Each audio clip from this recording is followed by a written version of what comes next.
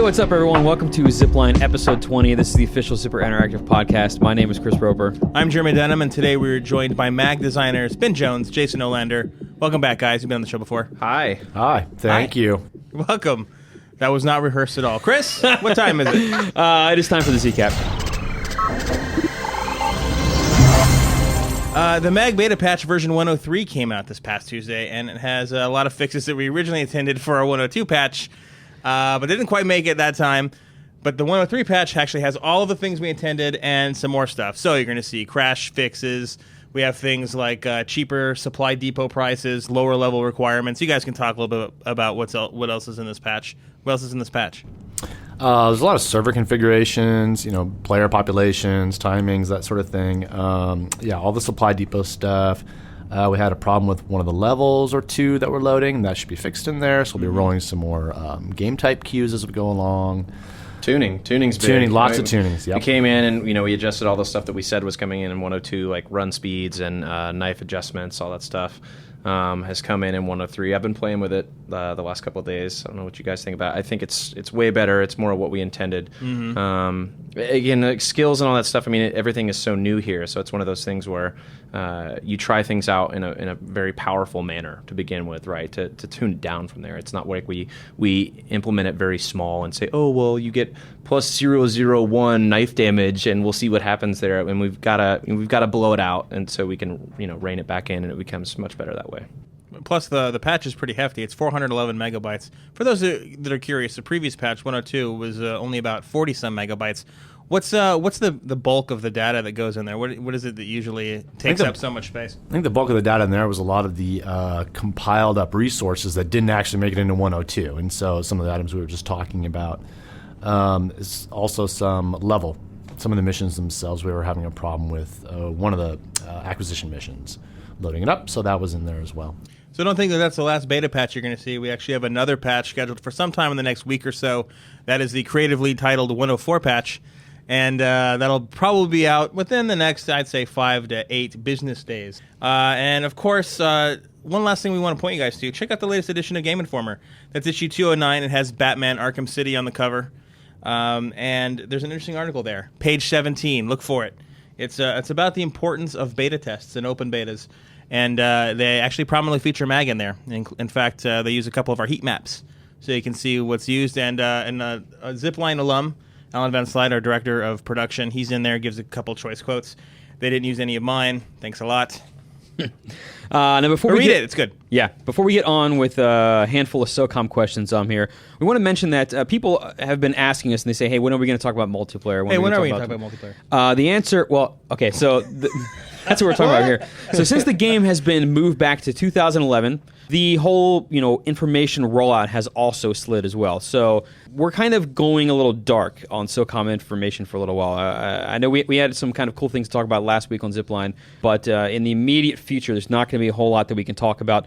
So just that you guys know, there won't be a ton of new information in a little while. That doesn't mean that we're not going to answer some of your questions every now and then or whenever the opportunity arises. We are going to answer a handful of questions right now, actually. But then going forward, you could also expect either the same amount of small questions or none at all for the next few, maybe even a lot more than just a few zip lines as we roll into 2011. Right. The goal is to kind of keep doing what we've been doing the whole time and let out little snippets here and there. But because we can't really talk about much in the way of any big information for a while, don't expect to have that one breakthrough episode where we're going to unveil everything. That's not going to happen. If you're looking for scapegoats, though, blame our guests, Ben and Jason. Yes. They have nothing to do with it, so, hey, they're just as good as anybody. Cool. We'll go ahead and take the brunt of that, sure. Thank you.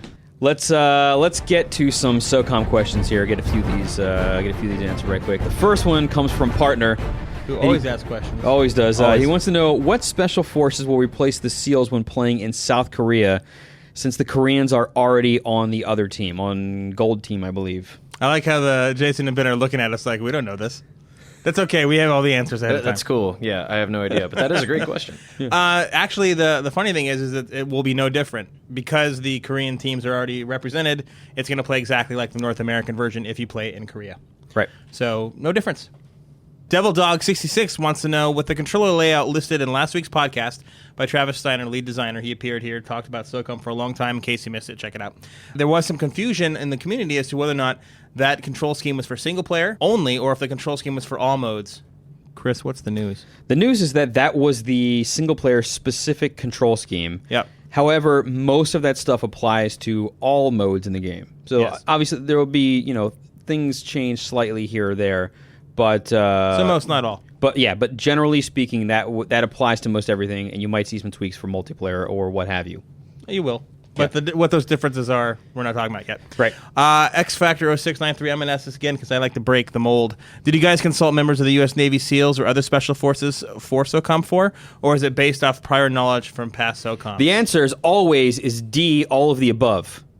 Basically, we had, going back to SOCOM 1, Navy SEALs and all these kind of people being consulted for almost every single game. Jason, you guys can talk about that a little bit. Yeah, it's true. We worked with consultants from the Navy SEALs and other special forces, for that matter, all the way up through SOCOM 3 and even into CA and FTB, if I recall correctly. So pretty much up until the current title of SOCOM 4. We did actually have some special forces advisors on SOCOM 4, but it's actually so secret we can't even tell you who they were.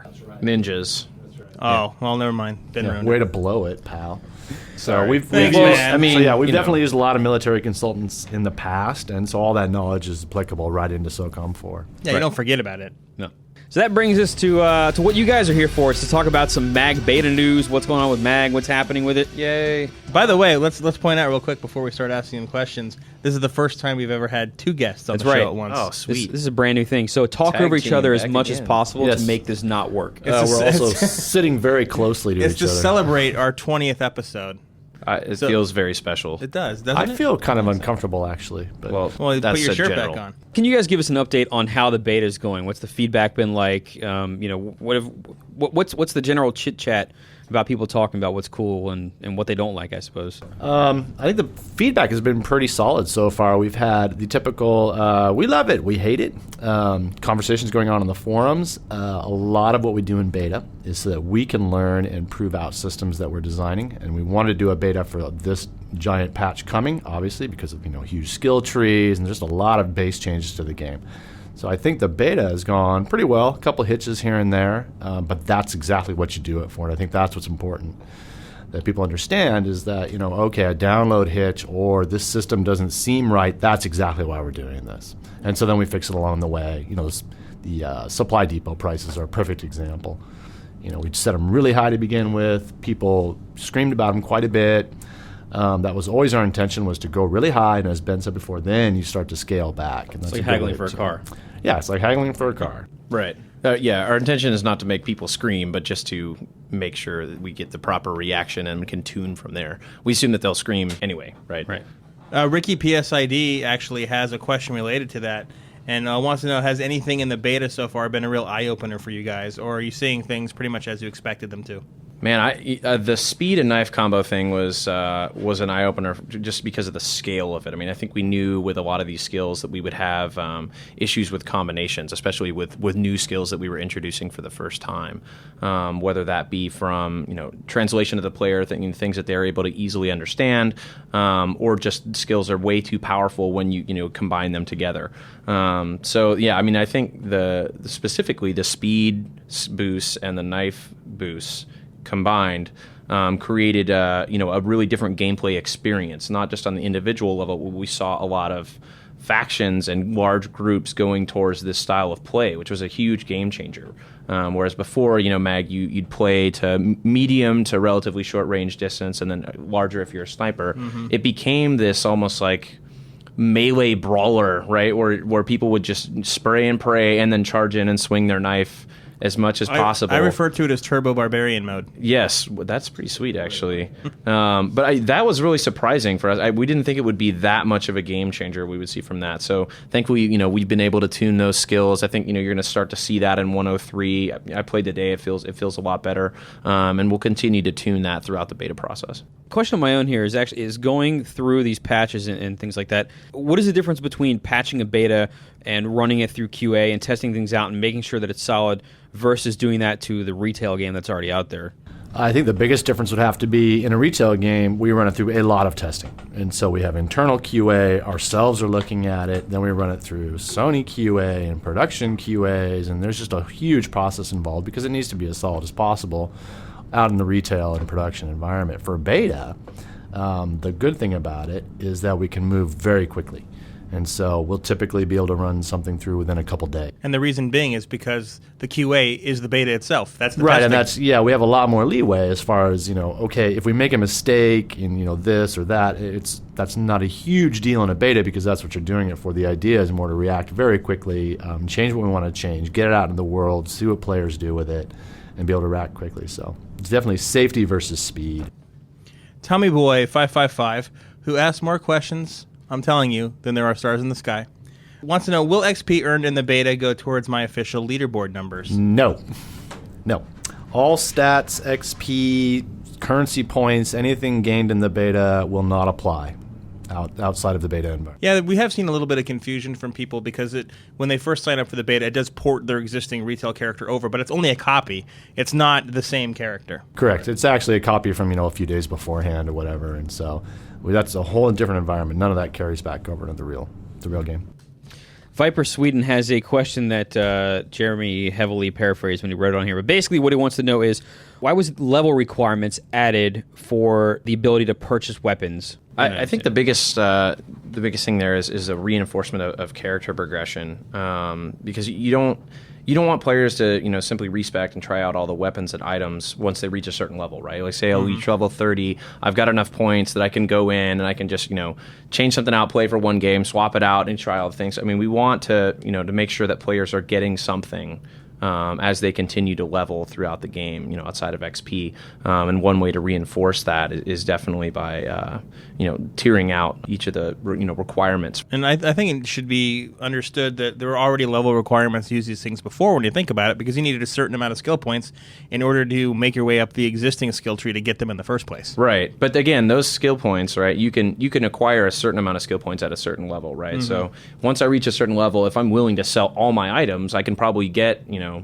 X or Y or Z, item and use that in any way possible. And I think it's important that we still meter that out so players are continuing to experience new content as they progress throughout their character. Yeah, I mean, Jeremy had a real good point in that, is that we did have these requirements in before we changed these two systems. What we've really done is just separated those two systems out from the old skill tree into the supply depot and the skill tree. And so we were already had inherent level restrictions on a lot of this gear. You had to, be 20th level to even have that many skill points. So all we're doing is sort of redefining that. Yeah, we're just displaying it in a different way and giving you more options while we're doing so.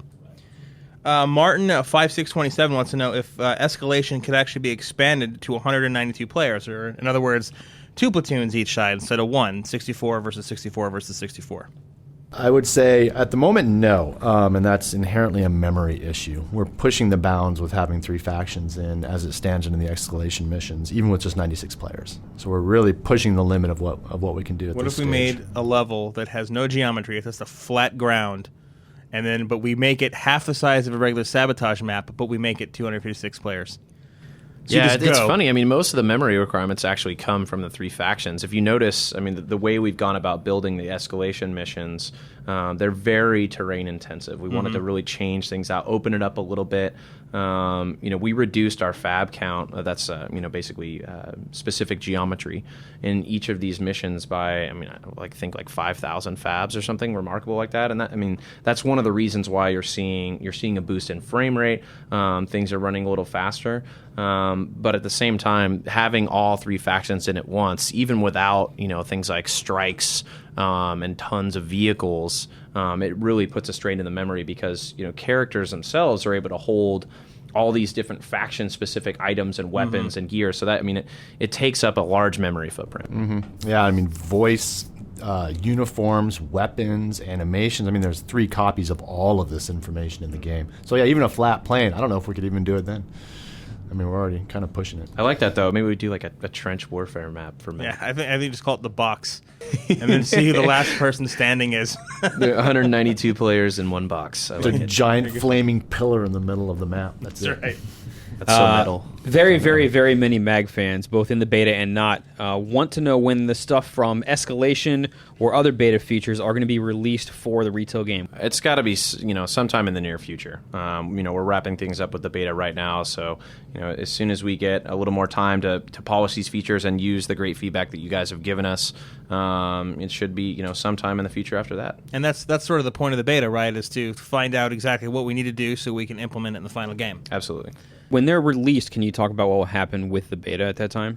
The beta environment itself? Yeah. We'll probably pull the beta environment offline, actually, a little bit before we release everything else out in the wild. Because at that point, we don't gain anything from continuing to run it because we're already kind of finished and we're in final testing mode.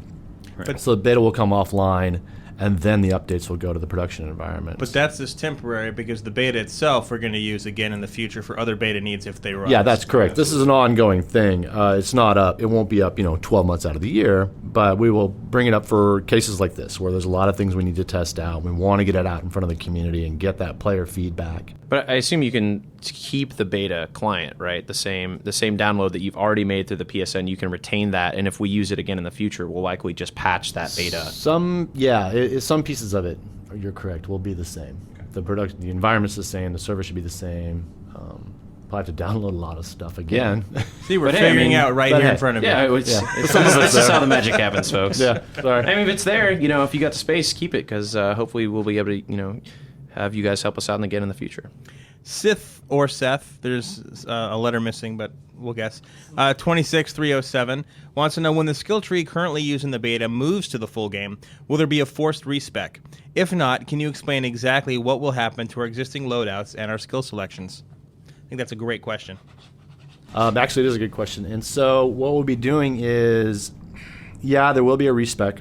We'll basically remove everybody's skills and loadouts down to base, but we're going to give everyone an equitable amount of currency points to spend and skill points depending on what their level are. So you're not going to lose levels, you're not going to lose experience points, nothing like that. We're going to go through, and if you're 40th level, you're going to get 40 skill points to go spend. And you'll just have to go through the new trees and, get what you want out of there. And we're also going to do the same thing for equipment loadouts into currency points.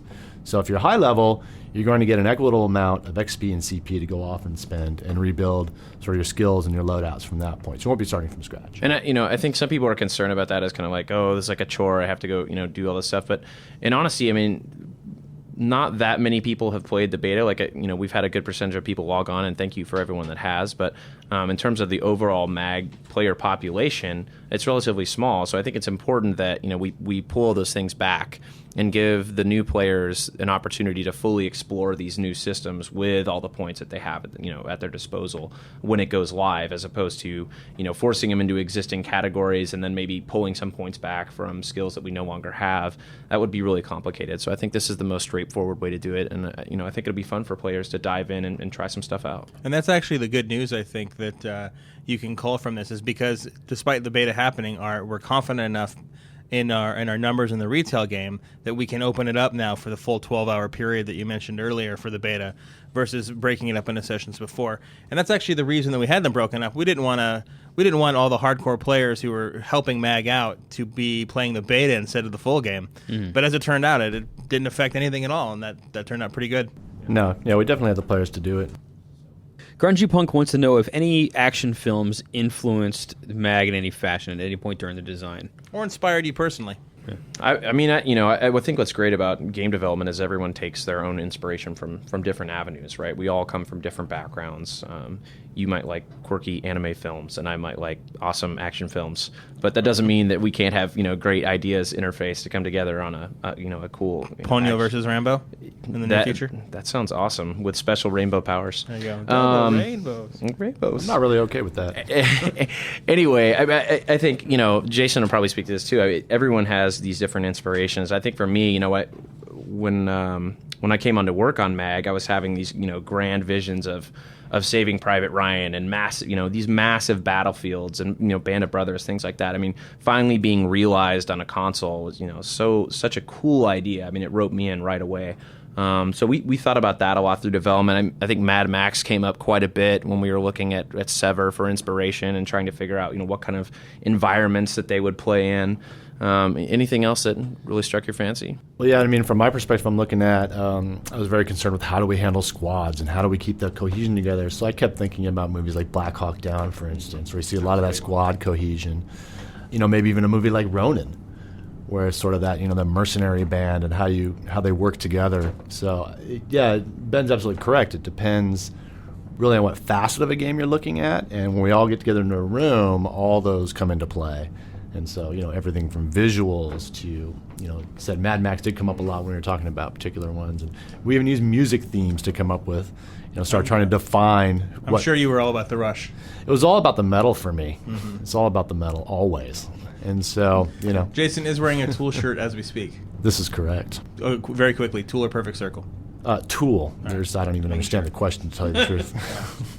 Pilot Guy has asked a question that comes up a lot. Are we ever going to get grids for the maps in MAG? And if so, when could we expect to see them? It's something we thought about a lot. I think especially the scale of maps that we're looking at in MAG, I think, it's helpful to give people reference points. And then we do have, particular reference points, like one of the things we call hero buildings came up a lot. Those are, the really large-scale buildings that end up being the primary objectives in a lot of maps. We spend a lot of times making those unique so that they would stand out in the environments. And sub-objectives a little bit too. But, I think that kind of reference is really important. We had talked about having actual named reference points throughout a map or using a grid, but essentially what it comes down to is development time. And the user interface team is one of the busiest teams at Zipper. They're not only working on high-level features like we have all the enhancements in MAG now with the new skill tree and all the enhancements there. It's that's a lot of work, but then they're also tasked with making S4, right? So, they're exceptionally busy, and I think, if we're looking to do something like that, it's going to need a little more time from those folks. So we'll see what happens in the future, but I would love to see that personally. Kajay Hoshi wants to know what the chances are that we'll see a new domination map someday. Or any, while we're at it, a map for any of the existing modes. That's kind of a tricky one. It is a possibility. One issue we had with, for instance, acquisition and domination is probably a good example. Because of the fact that each map was owned by a particular PMC, to really put out new maps, you want to put out 3. You want to put out basically a pack that every PMC can use. Now that we've opened up things a little bit more, say sabotage mode, that does open up the realm for adding one more mission into it. Because they're not owned, we can do one, add it into the queue, and everybody will get to play it and see it.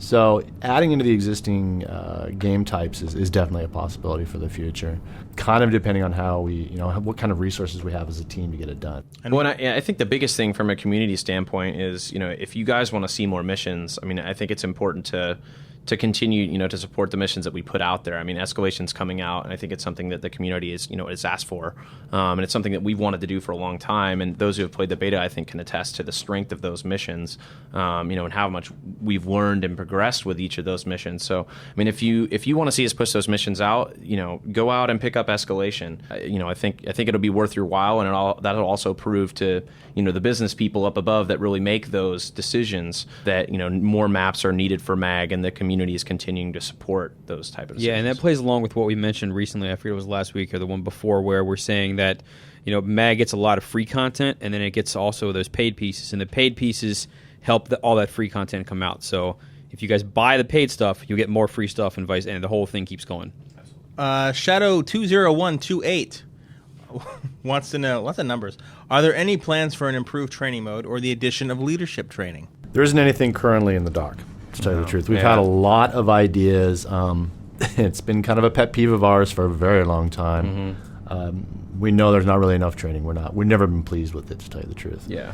MAG is a multiplayer game, right? And I think we've talked about this before a little bit. It's very difficult to replicate single-player environments and systems with a truly multiplayer game, and we were basically using where there's no AI in existence. Exactly, there's no AI. It's basically a bunch of duct tape and glue just to get our existing training missions done. Jason and I worked on those for a long time to get them done, and it was very difficult. So, I really wish we could. It's something we really wanted to do. I think, in a game like MAG where leadership and squad cohesion is so important, teaching that stuff in a live environment as opposed to just slides or videos would be hugely beneficial. But, for those of you that are looking for more knowledge in that area, we put out a series of videos that are actually up on the PSN right now that you can download for all the different levels of leadership, which are actually, go really in depth there, and I think are exceptionally helpful. So, I would urge not only you guys who have been playing the game for a while and want to learn a little more, but the new players that are coming into MAG, kind of shepherd them towards those videos and say, hey, check these out if you want to learn what leadership is all about, because they're really good. And as a special companion piece to those videos, we actually also put them on the MAG blog long ago, earlier in the year, with additional developer tips. So if you want to watch those videos and get additional tips on top of that, go back and check out those blog entries. You can find them really easy. Just click on the video section on the MAG blog. Continuing on with the questions of will we have more of such and such, Mr. Mark 1996 wants to know if we're going to have more vehicles ever make their way into MAG, and if so, what would they be? Well, it's really interesting. If you played Escalation in the beta, you might have noticed some new vehicles that come in the form of static bunkers this time, but those are infantry fighting vehicles.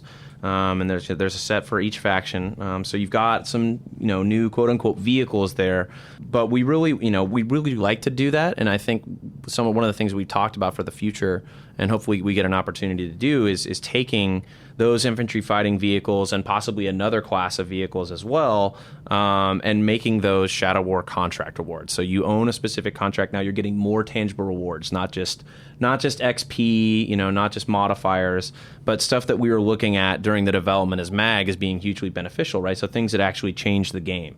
So you can imagine how powerful it would be to come in, instead of having an APC on, when you're attacking in domination, to actually roll in with these IFVs that have more armor. Or a transformer. Yeah, or a transformer. Why not? Yeah. Anything like that. I mean, that's going to change the game, really, right? So hopefully we get a chance to do that. I think it would be really cool. Dad 333345 that's his name, says that I noticed that Sever had some attire in the trailers that I can't find in the game. Things like gas masks and forward-facing caps. Why did they not make it into the final game? This comes up a lot. Gas masks, forward-facing caps, the other face masks, balaclavas is the other one that comes up all the time. The most popular one. What happened was we got deep into the original beta, about a year ago, I guess, and we had all these items. And then we got close to finishing up, and we suddenly realized that we were running out of memory, and we started to look around.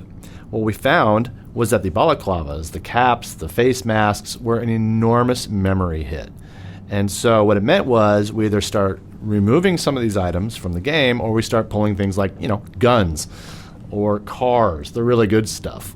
So that's not much of a decision when it came down to it. So yeah, there's a lot of stuff that was in the trailers, as far as wearable items, and in the original beta, which you don't see in the game now, and that's really the reason why. It's just strictly a memory. There's some other stuff too. I mean, especially with the gas mask, right? Like there was a huge concern there because we have a gas resistance skill, right? But then there's a gas mask that's a wearable item.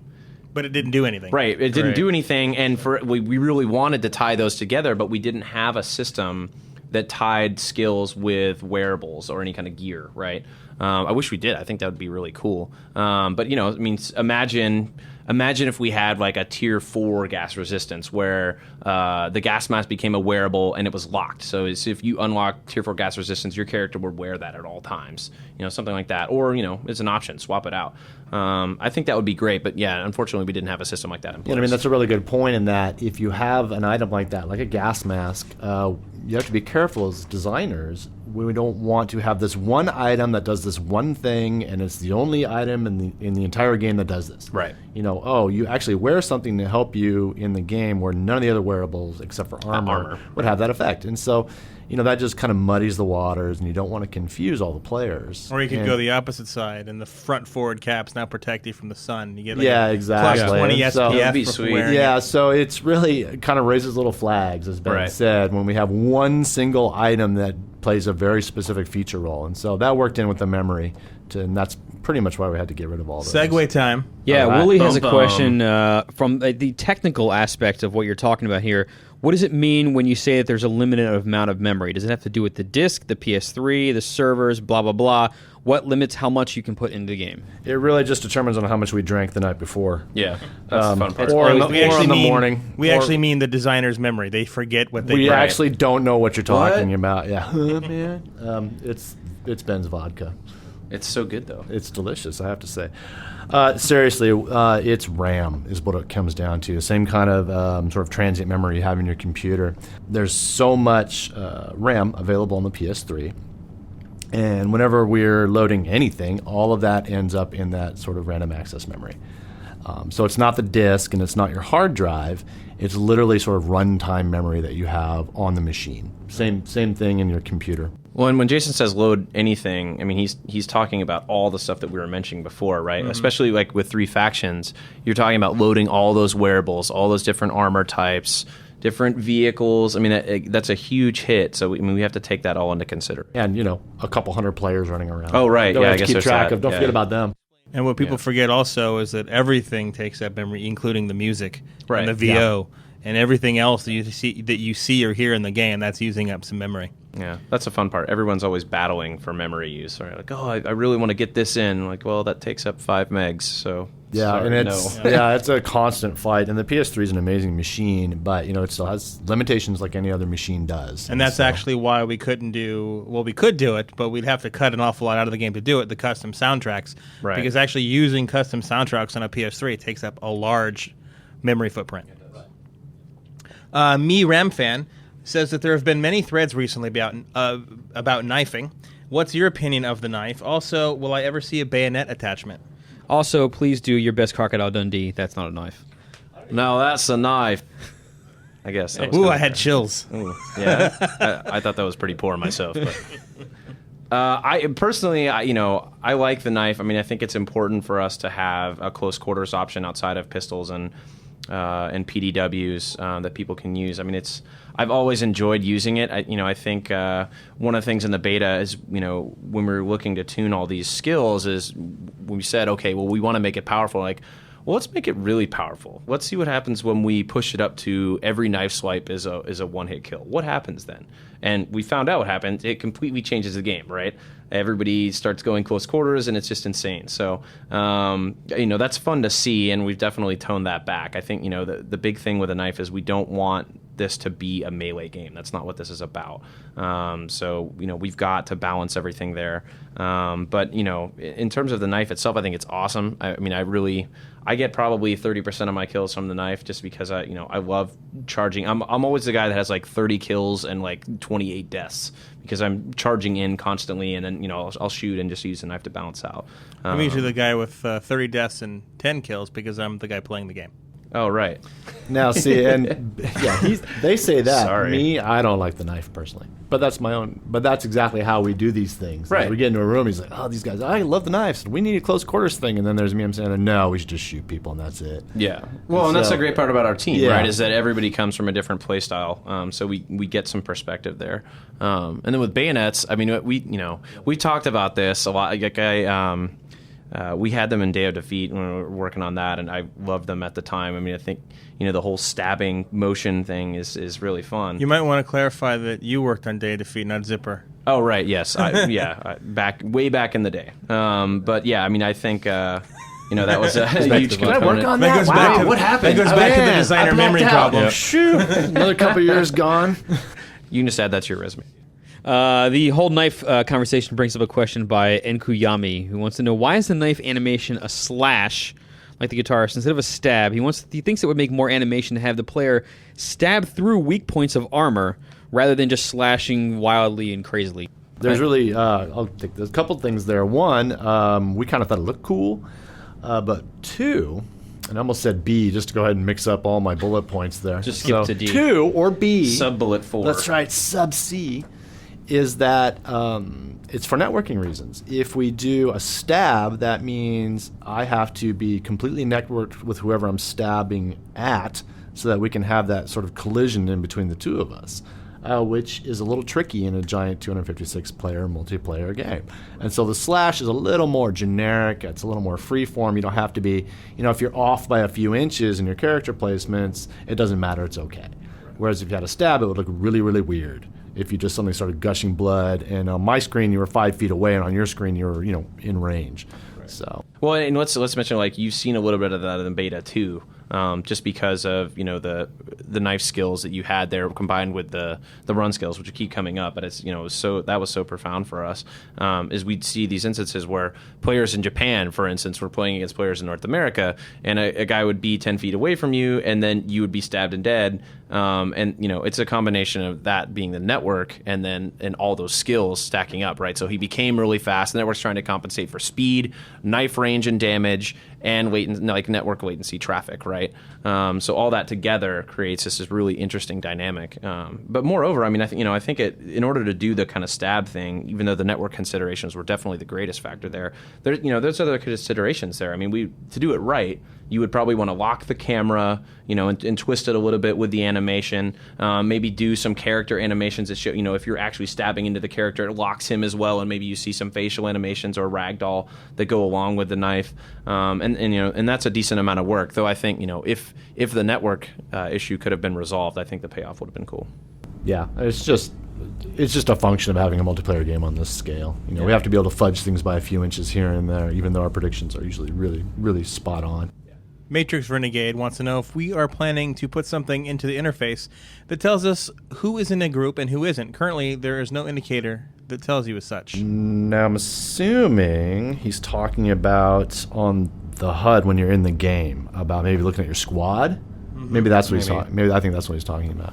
I think Or it's pre-battle actually. even. I think it's in the game, and maybe when you're looking at a player card. Yeah, because when you're in a group, you obviously can pop it open and see who's there, and you know who's there. So I guess he's talking about other people that are in groups. There are no plans on the list, but that's not a bad idea. No, I think it's an excellent idea to have that as an icon, because we do have some room. Well, and what's cool is that, as we're continuing to develop MAG, we're always looking for ways to help people stand out from the crowd. You're in a massive multiplayer game, right? So, one of the things we added after release was the star next to your name to show that you had gained veteran status, right? So that, that separates out people a little bit. So, I think ideas like this, maybe, doing something like showing whether or not a player is using the Move controller in some way, to separate players out a little bit more, give players a little bit more information about their opponents or their teammates, is always a cool thing. Fraz Guy wants to know, why does Sever have a turret on the front of their helicopter as opposed to Raven and Valor's two side turrets? Is this not a game balancing issue? So that's a good question. It can be considered to be a game balancing issue, but it really came down to the helicopters that we wanted to use. That's how they were built for the game, right? That's Yeah. exactly how they were built, and then, they're a little different. We've got different speeds and damage levels on each of those. So the Sever helicopter, for instance, only has one turret, right? So it's a little more powerful. The speed, the fire rate essentially is a little different. Whereas the other two helicopters, that's dumbed down a little bit because they have two on each side and they can look in either angle. That said, we're continuing to look at stuff like that. I know this week actually, I'm tuning the helos so the ones with multiple turrets on them can actually face forward a little bit more, so there isn't that kind of null area in the front. But I think it's fun. I think it speaks really to the faction differentiation that we were looking at early on in the game, right? Like, how can we continue to separate these factions and, and giving them different features like that? Yeah, very much. We didn't want to do carbon copies of vehicles, as we didn't want to do carbon copies of how they all looked. Right. And so inherent to that, you're going to get some differences in everything from weaponry to vehicles, mainly in vehicles and armor types and some weaponry, I guess. But yeah, the helicopters are probably the most glaring example of that. The APCs also have some of that. Yeah. Awkward Magic says, what do you do when you see a good idea on the forums? Can you give us an example of an idea you've implemented or going to implement? I can answer this question, but if you guys want to take it. Yeah, go ahead, man. Well, it's actually, we see really good suggestions all the time, as you saw just a few minutes ago when we were talking about the group indicator in a player card. Well, in terms of feedback, the knife thing is also right there. Yes. So in general, what happens is if all of us read the forums, even though Chris and I are the ones that you see the most often out there, we're not the only ones reading the forums. But what we do as a team is we start identifying commonalities and suggestions and things that we see come up a lot. And we frankly, we just sit down and start talking about them and whether or not we want to implement them and whether or not that's worth putting in the game, or if it's a lot of people complaining about something that we want to really stay steadfast on.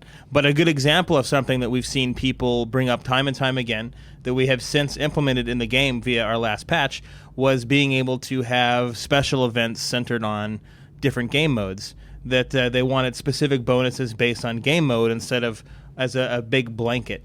And that's exactly what we did. We saw that come up enough times. We thought it was a great idea. We all got together and said, let's do this. So as of the 107 patch, we can set specific bonuses per game mode that you play. And you see that right now in 107. You see that in the beta. And we have a lot of plans for using that in the future. So I think that's a great example of us implementing that. And that's pretty much the process we do for every idea that we see that we think is a good suggestion. It's never one guy, though. It's always, is there a bunch of things that we're seeing coming up over and over again? Because that's, one person alone, while it may be a good idea, sometimes it's good for the community to kind of weed things out themselves, to discuss it among themselves and say, no, here's why that wouldn't work and here's why it would work, because then that gives us a nice perspective before we sit down and start talking seriously about it. Well, another thing that gives us perspective, I think, is that those people might not necessarily have the answer to an issue that they bring up, and it's clearly debated on the forums. A lot of times we'll see people bring up an issue. It could be one line like, I hate this, and then 100 people will respond, yeah, I don't like this either. And there might not be a good solution in there anywhere. But, that's where really our jobs come into play is really filtering that information, combining it together and saying, okay, well, this is clearly an issue. How can we address this? And then, moving forward with things like the beta to test things out in terms of solutions. And I think the ultimate example of something giving the guys what they wanted was the fact that you guys put together a 3-faction game mode. Yeah. People were clamoring for that, and we did that, and that's escalation. I wanted it too, though. I think Jason did too. I think we all wanted that one. That was something. We had 3 factions in the game, 3 distinct PMCs. We always wanted all 3 of them to fight, but definitely having a lot of people asking for it, kind of consistently, helps us convince the others to give us the resources we need to do those sorts of things. And Ben's absolutely right. A lot of these forum suggestions or posts that we see will sort of spark us and go, hey, wait, what we could do is this, or I think there's a problem here, and here's why. And so we definitely read them and we take them into consideration. By the way, Jason's nickname for escalation is Metal Triad. Nice. Which is kind of cool. It didn't get through legal, but I like it as a name. It's pretty cool. Right. Or it was called Trifabotage yes, by one of our programmers, which stuck in my head. I like that's kind of cool too. I think it's time for the zip tip.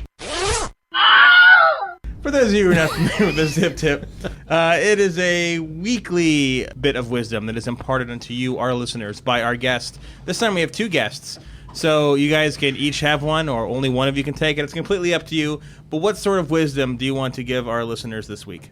And you can't, especially because you guys are Mag guys, you cannot say play Mag as a team. That's the one banned answer. Especially since both of you used that the first time you came Did on we the really? show. Yeah. Wait, I don't even remember. What Stupid happened? Ben Jones. So I went first. You stole it. I think in terms of wisdom, I don't know about wisdom, but if you have a chance to jump in and play 103, even if you've had an opportunity to play the beta before, a lot of things are different. Like there's a ton of tuning that we really need your help with in terms of feedback and and getting numbers. So please, if you have an opportunity, jump in and check out the 103 version of the beta and and any version after that, because I think it's going to be hugely beneficial. And I'll say, as an extension of that, if you somehow got a hold of a move early and you've tried that out, that's still being tweaked and tuned. Any feedback that we can get on what you think of that control, you can send our way is good. And if you've tried it and you kind of were like, try it again upon release and as it goes down the line. There's already a lot of differences in 103, the beta 103 versus 102 in terms of move support. Right. And we're continuing dramatically to different. We're testing that this week. We've got another focus test in Foster City this week with the new move functionality and some other things that we're trying out. I think the biggest thing that we could get feedback from users on regarding Move is not only in terms of usability, but really the information that's presented to you. Does it make sense? These, all these different values that you're changing, are they transparent enough to you as a user that you can say, okay, I get what this button does, or I get what this slider does, because that for us is where all the magic really happens. I don't know if it's so much wisdom, but for me is when we release the new skill and supply depot systems out in the big wide world. I'm really interested to see what people do as far as creating, really customizing their characters now. We sort of edged up to it in the original game, but this sort of takes it to the next level of really more of almost an RPG feel to creating your character with the skill systems. And so I guess for wisdom, I'd say go in, blow up your character specs, start all over again, see if you can construct, your perfect warrior out there out of those skill systems, and then get feedback up and say, hey, I'm missing this, or if we only could do a little bit more of this, or I'm really curious to see how people sort of personalize the game for themselves. Yeah. Now. Well, and there's new avenues too. I think what's nice is that the reward system in MAG is really deep, right? It allows you to go and focus on all these different aspects of the game that you might not specialize in. So say if you're sniping all the time, you might not have the vehicle ribbons or medals that we have in the game, but there are a couple of those that I think are interesting. And now we've got an entire vehicle skill tree that you can explore that'll help you, get those rewards and maybe help you get the platinum trophy that you've been trying to get for MAG for a while. So definitely, check out the stuff that you're not so familiar with, because there's a ton of new stuff, and I think it leads to a lot of different fun types of gameplay. Well, that brings us to the end of the show. Ben and Jason, thank you guys for coming on here, and the dual guest thing seemed to actually work. The place didn't fall apart. That was the weakest high five ever. All right. Yeah. Especially looks good when we don't have video. Yes. Thank God. Oh, yeah. Good thing. If you want to send your questions or comments to us for this podcast or any future episodes or past episodes, there are two ways to do it. You can email us at zipline@zipperint.com or pop into the official Q&A threads that we post every Monday on the official MAG and SOCOM forums at the very simple to remember forums.socom.com and forums.mag.com. We've also taken advantage of a couple popular things called Twitter and Facebook. You might have heard of these. You can find us on Twitter And under Uface. Zipper.